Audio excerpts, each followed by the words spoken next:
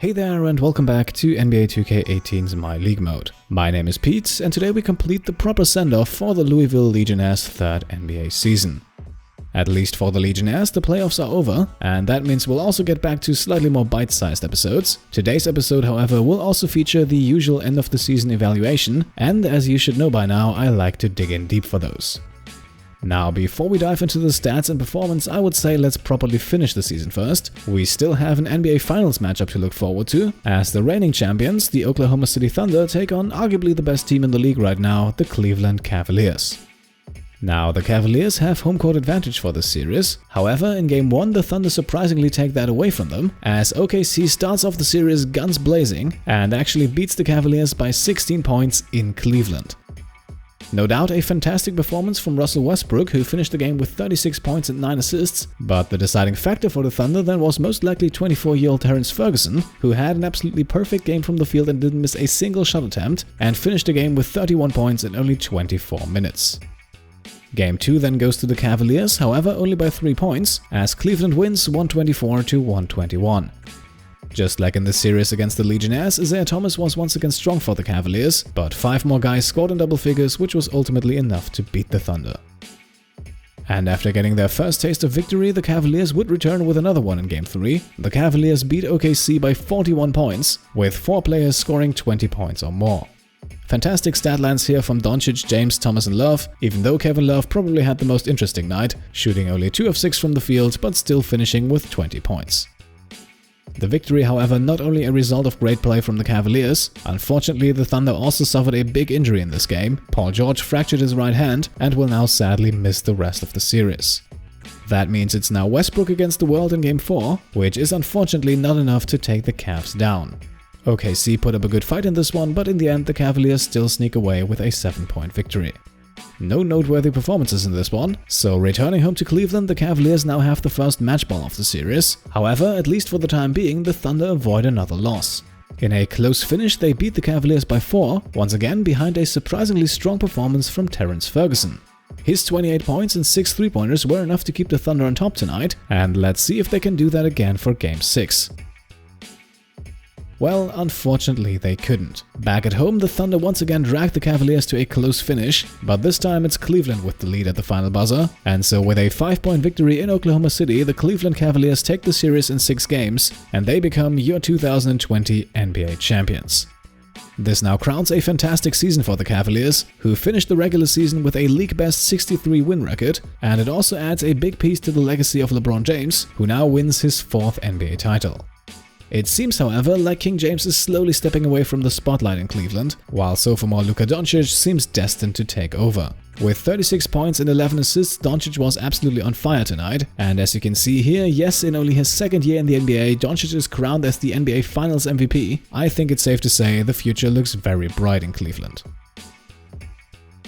Here you can see it once more, Doncic voted as the Finals MVP, finishing the 6-game series with averages of 26 points, 7.5 assists and almost 2.5 steals per game, all that while shooting close to 50% from the field and a ridiculous 52% from deep. And this now officially concludes the season and we are ready to jump into the offseason. However, before we do that, I think it's time we take a closer look at our roster and evaluate how our players performed throughout the season. The last time we did that, we took a rather comprehensive look at all of the stats. Today I will cherry pick a bit more. We will of course have a look at both the good and the bad, but we'll focus a bit more on the relevant stats for each player. For a point guard like Tyler Ulis, for example, those could be points and assists, while for a big man like Deontay Davis, it would be blocks and rebounds. So let's go through the roster player by player, and we start things off with the man who runs the point in Louisville, Tyler Ulis. Now, Ulis played a career-high 29 minutes per game this season, which is admittedly not all that much, at least if we compare it to other starting point guards in the league. In those 29 minutes, however, Ulis transitioned more and more into a pass-first point guard. His scoring output took a 2-point dip compared to the last 2 seasons, which is not really surprising considering the amount of scoring options we have on the team, while his assist numbers took a big jump from 4.5 up to almost 7 per game.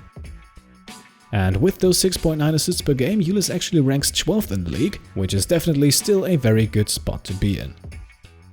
Ulis was also able to really improve his shooting this season, shooting over 50% from the field for the first time in his career, and also slightly improving his 3-point percentage compared to last season. The numbers from 3 are still nothing to get excited about, but the overall trend definitely shows that Ulis is getting a bit more selective with his shots, and that seems to work well for him and the team. With his field goal percentage of almost 52%, Ulis actually ranks first among all point guards in the league, admittedly though with very low volume, at least compared to the other guys on the list. Ulis' shot selection was also good enough to give him a career-high true shooting percentage of almost 58%, which is a very good number especially for an undersized point guard, and a sizable increase compared to last season. That's the good side of Ulis. Now comes the bad side, and that is unsurprisingly his defense. Yes, Ulis did get himself 1 steal per game, which is nothing to complain about, but his opponents are still unfortunately scoring with very high efficiency against him. His opponent field goal percentage of 48.4% is the worst on the entire team, ahead of our big men who consistently defend players right around the rim. Not only that, it is also the 8th worst percentage among all point guards in the league, and it has to be noted that more than half of the players on this list are not starting.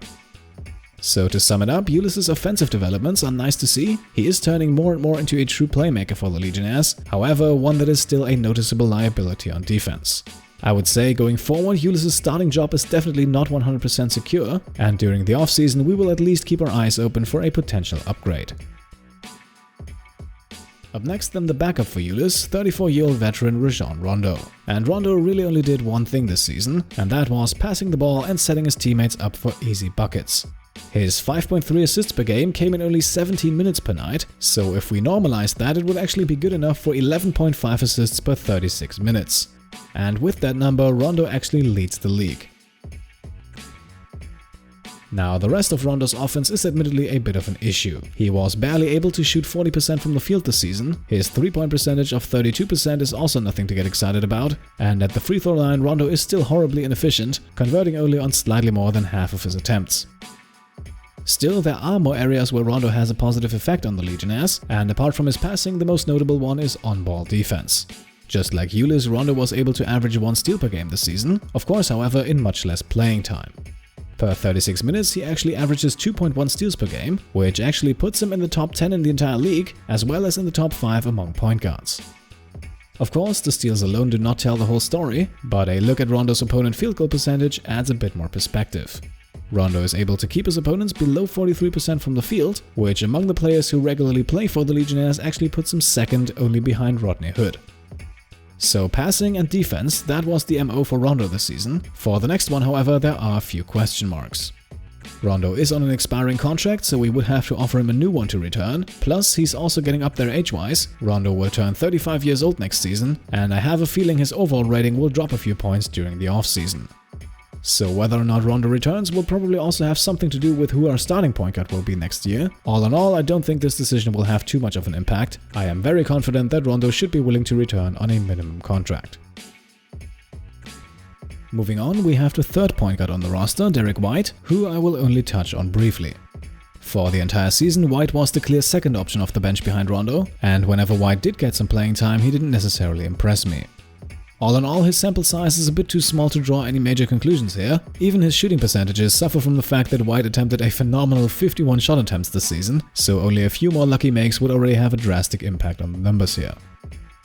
Nonetheless, Derek White remains an intriguing prospect. Standing 6'5" tall and at least rating-wise with the tools to be a good passer and defender, I think he could very well be the second option off the bench if Rondo drops off a few points and the rest of the rotation remains the same. Just like Rondo, however, White is on an expiring contract, so his return to the Legionnaires is all but guaranteed. Up next we have the shooting guard, and with that the Legionnaires' leading scorer this season, Josh Richardson. It is no exaggeration to say that Richardson had a fantastic season, posting a career high in points per game and improving his scoring output by over 5 points per night. And Richardson did not only score a lot, but he also did so on great efficiency, finishing the season fairly close to the magical 50-40-90 shooting splits, with over 52% from the field, 39% from deep, and around 86% from the free throw line. All of those numbers are major improvements compared to the previous seasons, and they result in a fantastic true shooting percentage of 64.8%. Just to give you a quick comparison, last year the best true shooting percentage on the Legionnaires came from Brice Johnson, who finished the season just over 59%. So it is no surprise that Richardson's true shooting percentage puts him in elite company in the league, where he ranks third among all shooting guards behind only Malik Monk and James Harden. We have to remember though that Richardson is much more than just a scorer for the Legionnaires. He is also still one of their best wing defenders, and that also once again shows in the stats. Averaging just under 1 steal per game might not look like much, and admittedly it is the lowest number since his rookie season, but Richardson is also the only wing player we have who can consistently get his rejections. His 0.6 blocks per game put him in the top 5 among guards in the league, and it does have an effect on his opponents who have a hard time scoring against him. Richardson holds his opponent's shooting numbers to just under 44% from the field, which puts him in the company of very good perimeter defenders such as Marcus Smart, Jimmy Butler or Avery Bradley. Now going forward, I think it's safe to say that Richardson will remain a very important piece in the Legionnaires' rotation. Sure, the emergence of Andre Flanders, who we will talk about in a second, has put some pressure on him, but so far none of the other players on the team has even come close to putting up shooting numbers that compare to Richardson's. Richardson's $9.5 million contract looks more and more like a very good deal to me, and thankfully it will run for one more season. And for that season I don't expect much to change for Richardson. So let's now talk about Andre Flanders. Flanders actually finished the season as the Legionnaires' second leading scorer and also as a finalist for Rookie of the Year. He undoubtedly had a fantastic first season in Louisville, and I am incredibly excited to see where he can go next season. Still, despite his good scoring output, it became obvious at times that Flanders is still a rookie. One of the most notable areas here were his shooting splits, where he finished the season with just over 41% from the field and around 33% from deep. That is only a few percentage points better than Rajon Rondo, who I would safely put up there as the worst shooter on the entire team last season. It is good to see though that Flanders is incredibly reliable from the free throw line, where he's already shooting close to 90%. Then one thing that admittedly surprised me a bit was how good Flanders plays defense. Per 36 minutes he actually averages slightly more steals than Richardson, while at the same time also keeping his opponents at a slightly lower percentage from the field. Now, in the grand scheme of things, the numbers between him and Richardson are pretty much identical. Nonetheless, it is definitely great company to be in. One last point of weakness then perhaps are Flanders' turnovers, which once again show a bit of the carelessness you would expect from a rookie. Per 36 minutes, Flanders averages 3.2 turnovers per game, which actually ranks him last, or first in this case, among all shooting guards in the league. But then again, he actually also has the highest usage rate among all shooting guards, once again showcasing his role as the Legionnaires' #1 scoring option off the bench. Now for the next season, the big question is of course whether or not he remains in that role. If he can improve his efficiency a bit, Flanders has a good case as a starter, but an equally good case can of course also be made for Richardson and Hood, at least if they can keep up this season's numbers. For the shooting guard and small forward, I also don't see many changes happening in the offseason, simply because the rotations this year have really worked well for us. I could very well imagine that we'll mix things up a bit more next season, and depending on the opponents we go up against, Flanders might start against some, while he comes off the bench against others.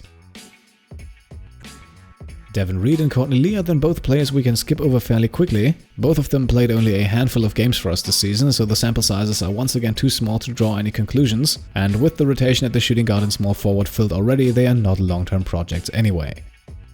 For Devin Reed, I have to mention though that in the few games he played, his shooting numbers were absolutely atrocious, especially as someone who's labeled as a sharpshooter. Courtney Lee then had that one fantastic game at the end of the season against Orlando, where he shot 10 of 13 from the field for 31 points in only 24 minutes.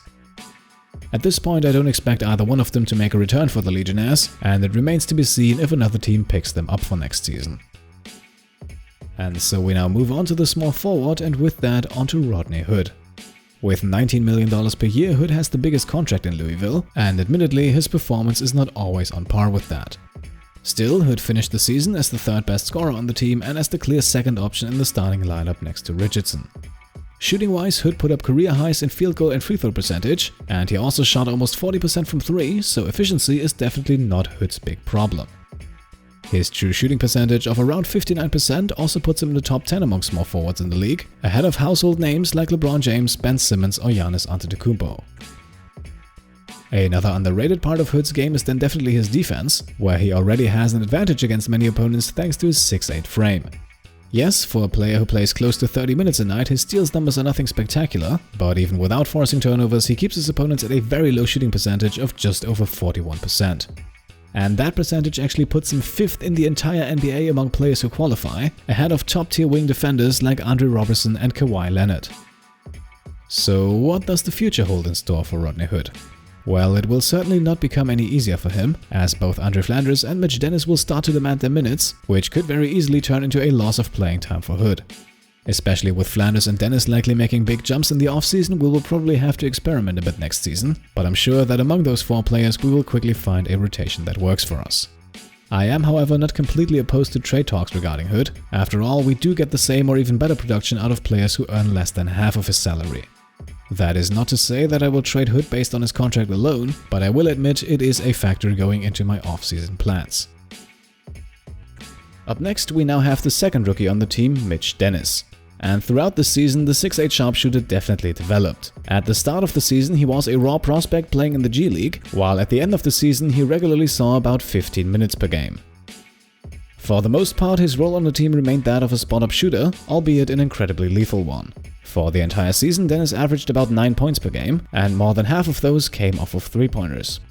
And from 3-point range, Dennis already shows fantastic efficiency, shooting a team-high 42.7% from deep, which is also good enough for a top 20 spot in the entire league. So I think it's safe to say that Dennis will remain a deadly threat from the outside, but at least for the time being, that is also the only area where Dennis really shines. At least that is what the eye test would tell you. However, I made an interesting observation when looking at the per 36 minute stats. What I would like you to do here is to compare the numbers of Mitch Dennis with those of Rodney Hood. And what we can see here is that across the board, Dennis actually puts up very similar stats compared to Hood. He actually also puts up more assists while committing less turnovers, and also shoots slightly better from deep and from the free throw line. Yes, on defense, Hood still definitely has the edge, and we also cannot forget the fact that Hood is playing against starting caliber small forwards, while Dennis for the most part only takes on bench players. Still, this gives me a lot of hope for Dennis going forward. Development-wise, there are 2 things that I would like to see from him. Number 1, I think he definitely needs to improve his mid-range game. For a shooter of his caliber, his shooting touch from mid-range is below average. And number 2, I would like to see him become at least an average defender, because at least in terms of his attributes, he is still also below average in that area of the game. Something I could see with Dennis going forward is the occasional stint at the power forward, which is something that has already worked well on occasion this season. That could allow him to increase his minutes up to about 20 per game, and would still leave enough room in the rotation for Flanders, Hood and Richardson. Speaking of the power forward, that is the position that we'll turn to next, with the Legionnaires' latest roster addition, Skal Labissière. Now, we'll have to take Labissière's stats for the season with a grain of salt. After all, he did play a large number of games for the Sacramento Kings this season, and 2K sadly does not offer an option to split the stats. Still, for the most part, I liked what I saw from Labissière. For the season, he played roughly 25 minutes per game, which was good enough to put up about 10 points per night. In the rebounding department, then, Labissière looks a bit disappointing with only 6 boards per night, but we have to keep in mind he didn't have the highest playing time, and Mohamed Bamba next to him grabbed a ton of boards. Shooting-wise, Labissière performed pretty average all things considered. Yes, his field goal percentage is good enough to make him 8th among all power forwards in the league, but his 3-point percentage of only 29% is definitely a bit problematic. Now, admittedly, the sample size is pretty small with only 31 attempts from deep this season, but for the next season I would like him to either improve his outside shot or stop taking 3-pointers altogether. All in all, throughout the season, Labissière proved to be a bit of a jack-of-all-trades kind of guy. Offensively, he has shown some versatility, while on defense he is pretty decent as well. Per 36 minutes, he puts up about 1 steal and 1 block per game, actually averaging slightly more steals than blocks, and Labissière also holds his opponents to a fairly average shooting percentage of 48.1%. Now, going forward, I think as long as both Mohamed Bamba and Brice Johnson remain on the team, Labissière's production will also remain around this level. I am hoping to see a small increase in his defensive production, but other than that, I'm perfectly fine with how he plays at the moment.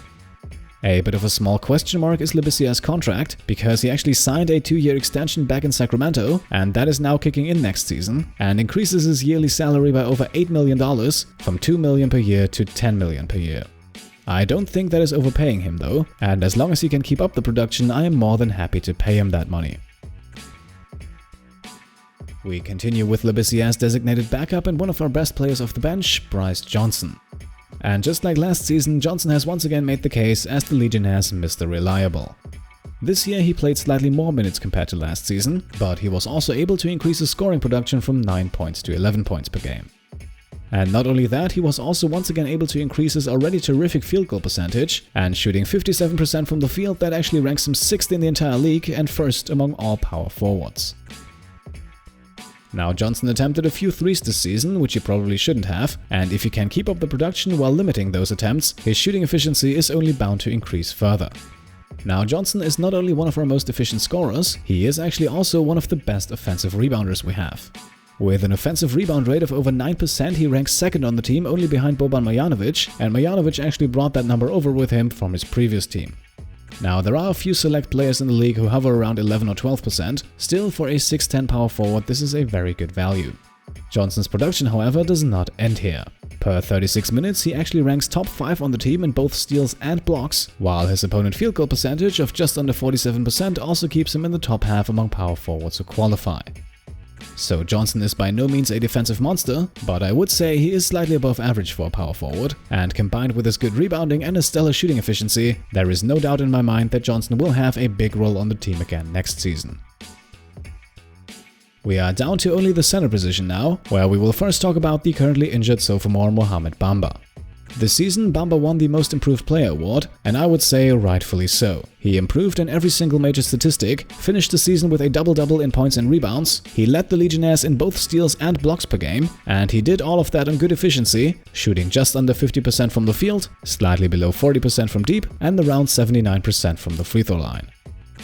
A few comparisons to the rest of the league: Bamba finished second in defensive rebounds per game, fifth in total rebounds per game, second in steals per game among all centers, and fourth in blocks for the entire league. His rebound rate of 19% also places him third in the league, and did I mention that he did all of that playing less than 30 minutes per game? Yes, I think it is safe to say that Mohamed Bamba is a superstar in the making. He has the tools to be dominant on both ends of the court, even though defense definitely remains his specialty. As part of his rookie deal, Bamba has a team option coming up, and I can promise you that we will accept that one. Unless he suffers a big injury, Bamba will be the centerpiece down low next season, and I am excited to see whether or not he can take another huge leap forward. And that brings us now to the final piece of the rotation in Louisville, big man Deontay Davis. His role on the team is that of a defensive presence inside, and in that role Davis pretty much produced what was asked of him. He played about 21 minutes per game and didn't score a whole lot in those minutes, but when he attempted to score, he at least made more than half of his shots. Davis also grabbed almost 7 rebounds in only 21 minutes, good enough for 11.5 per 36. In his limited playing time, Davis was also once again able to average more than 1 block per game, and per 36 minutes he actually ranks second on the team in blocks behind only Mohamed Bamba. His opponent field goal percentage of 47.2% puts him in the top 10 amongst centers who qualify, so all in all there is really not much to complain about with Davis. A small issue with him might be foul trouble. Per 36 minutes he averages more than 5 fouls per game, but then again he will likely not play that much in the regular rotation, so we don't have to worry about it as much. One thing to keep in mind about Davis is that he's still one of the youngest players on the team. Only Bamba, Dennis and Flanders are younger than him. Davis is on a fairly affordable contract for the next 3 seasons, and unless we really have to clear cap space, things will remain that way. Now to wrap things up, I will only quickly talk about Boban Marjanovic and Diamond Stone. Marjanovic was brought in as a backup to the backup, so to say. In the end though, we didn't really need him all that much. I think he is still good enough to get more than a minimum contract from the team next season, while we are probably going to look for a cheaper alternative. That alternative could be Diamond Stone, who saw a nice potential increase after his time in the G League, but also only played 3 games for us this season. If he's willing to come back on a minimum contract, that is something worth considering, but even if he isn't, I'm sure we will find a cheap reserve big man one way or another. And that now concludes this season's stats evaluation and puts us right into the offseason. And this offseason could be an interesting one for the Legionnaires. We have 2 late first-round draft picks, a bit of cap space to play around with, a few movable contracts that could clear even more cap space, and after this season, the Legionnaires have also established themselves as one of the best franchises in the East. So Louisville might just be an interesting destination for 1 or 2 free agents, especially for guys who started their career in Kentucky, players such as Anthony Davis or DeMarcus Cousins for example, who conveniently are both entering free agency. But that is something we will take care of next time. For today, I would say it's time to make the cut. I hope you enjoyed the episode. If you did, then please leave a thumbs up. Let me know in the comments what you think about the players' performances so far this season. And of course, if you haven't subscribed already, then feel free to go ahead and do that. Thank you all for watching, and I'll see you next time. Cheers.